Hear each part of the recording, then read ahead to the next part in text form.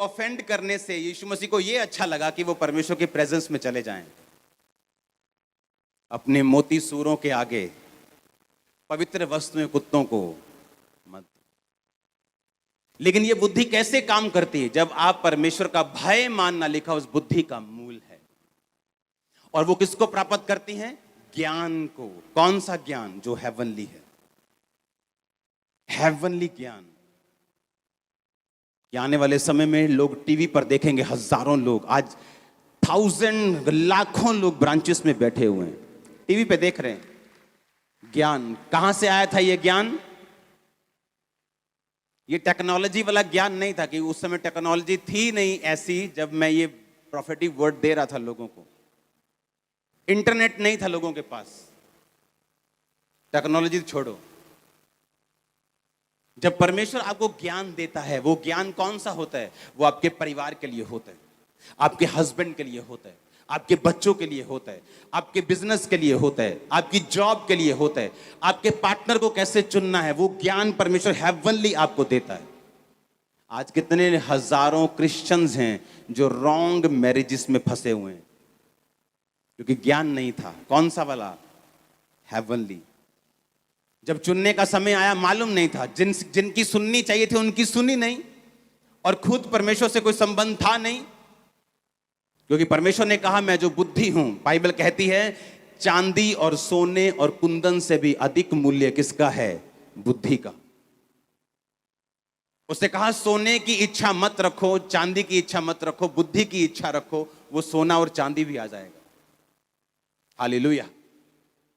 जब सुलेमान ने परमेश्वर से मांगा, उसने इसी बुद्धि को मांगा, उसे मालूम था। और परमेश्वर ने कहा जब मैं तुझे बुद्धि देता हूं तो उसके पीछे पीछे ऐश्वर्य भी आएगा, पैसा भी आएगा, ताकत भी आएगी, जीत भी आएगी, क्योंकि तूने सही चीज मांगी है।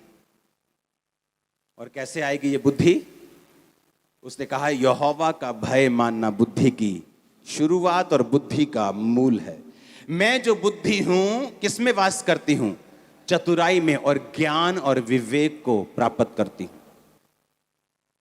जब बुद्धि आती, विवेक आता है, ज्ञान आपको बढ़ाता है। जब ज्ञान आता है आप अगला स्टेप ले पाते हैं। जब ज्ञान आता है आप अपनी लाइफ के नेक्स्ट लेवल पे चले जाते हैं। जब ज्ञान आता है आप अपनी लाइफ के एक नई हिट को, नया सिक्सर मारते हैं आप अपनी लाइफ में, जब ज्ञान आता है, क्योंकि वो हेवनली होता है। जो ज्ञान ऊपर से आता है वो फेल नहीं होता।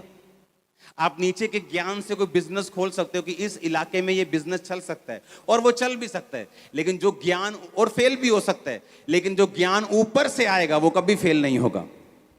और मैं उस ज्ञान की बात नहीं कर रहा हूं, ये ज्ञान आपकी लाइफ के लिए पर्सनल होता है।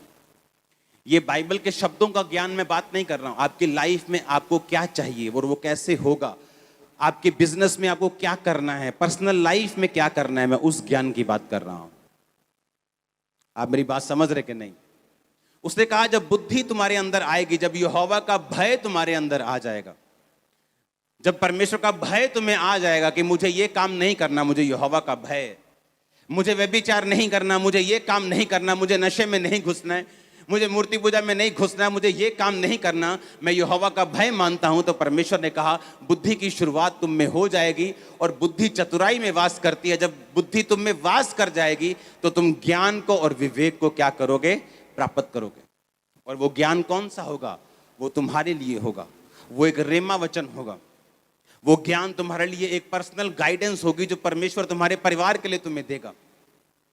वो गाइडेंस होगी तुम्हारे बच्चों की पढ़ाई के लिए, वो गाइडेंस होगी तुम्हारी लाइफ के लिए, तुम्हारे बिजनेस के लिए, तुम्हारे जीवन के लिए। वो परमेश्वर तुम्हें कब देगा? जब तुम में बुद्धि होगी और तुम परमेश्वर का भय मानते होगे।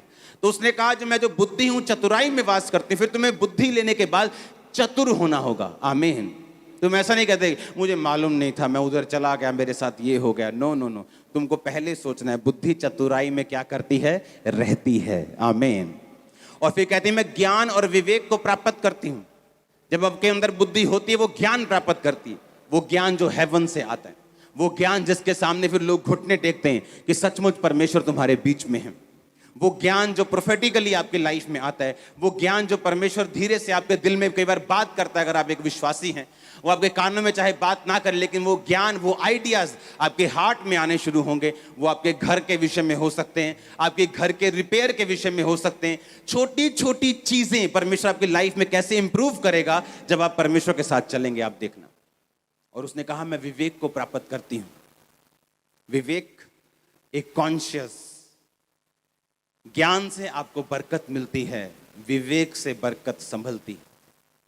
ज्ञान से आपको क्या मिलती है? बरकत मिलती है। ज्ञान से आपको हीलिंग मिलती। 40 रोजे 5 बार रखने के बाद जब मैं सोया हुआ था तो परमेश्वर ने मुझसे बात की थी कि बाइबल के वचनों को दिल खोल कर, अपनी प्रार्थना को दिल खोल के शब्दों में बोल बोल कर मेरे आगे प्रकट कर, मैं तेरी बीमारी को दूर कर दूंगा। यह ज्ञान था। वो ज्ञान से मैंने आशीष ले ली, डिप्रेशन से और दुष्ट आत्मा के और मेंटली अपसेट के अटैकों से आजाद हो गया। 15-16 साल हो गए मुझे आजाद हुए। लेकिन उस बरकत को संभाल के कैसे रख सकता हूं? अगर मेरे पास विवेक है तो। अगर विवेक नहीं, वो विवेक था, कहां लिखा था बाइबल में कि व्यभिचार करना मना है? कहीं नहीं लिखा था। जब यूसुफ को ऑफर मिला तो कहां लिखा था बाइबल में व्यभिचार मत कर? अभी वचन तो आया ही नहीं था। वचन तो मूसा के बाद आया, अभी तो मूसा जन्मा ही नहीं था, वो तो पहले की बातें। कहीं नहीं लिखा था व्यभिचार ना कर। किसकी सुनी उसने? विवेक, अंदर वाला मन, कॉन्शियस। उसने कहा ऐसा नहीं हो सकता, मैं ये काम नहीं कर सकता, मेरा मन इसकी गवाही नहीं देता। तो जो ज्ञान ने दिया वो कॉन्शियस ने, विवेक ने संभाल के रखा। आमीन। जब शैतान आपको पीछे लेके जाता है, वो आपके विवेक को, बाइबल कहती है, दाग देता है, उसको मिसाइल दागता है, उस पे उसको हिट करता है, उसको कमजोर कर देता है, उसको वीक करता है और उसको मार देता है। इसलिए हर चीज बाइबल में नहीं लिखी। बाइबल में कहीं लिखा है सिगरेट ना पियो, तो पियो फिर सब जाके। कहां लिखा है ना पियो? कहां लिखा है? यहां लिखा है ना पियो। विवेक में लिखा है। कहां लिखा था कि टाइथ देना है? जब अब्राहम ने कहा मैं तुझे टाइथ दूंगा, कहीं नहीं लिखा था। उसको मालूम था कि मेरा परमेश्वर के साथ एक संबंध है, एक वाचा है, मैं अपने टाइथ को पे करूंगा।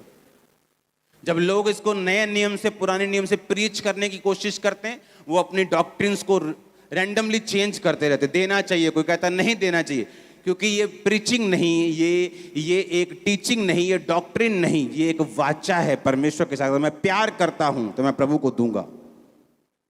तो कहां लिखा था? कहीं नहीं लिखा। मैं जो बुद्धि हूं, इसलिए उसने कहा अगर तुम में बुद्धि होगी तो तुम ज्ञान को और विवेक को प्राप्त करोगे। वो विवेक होगा जो तुम्हें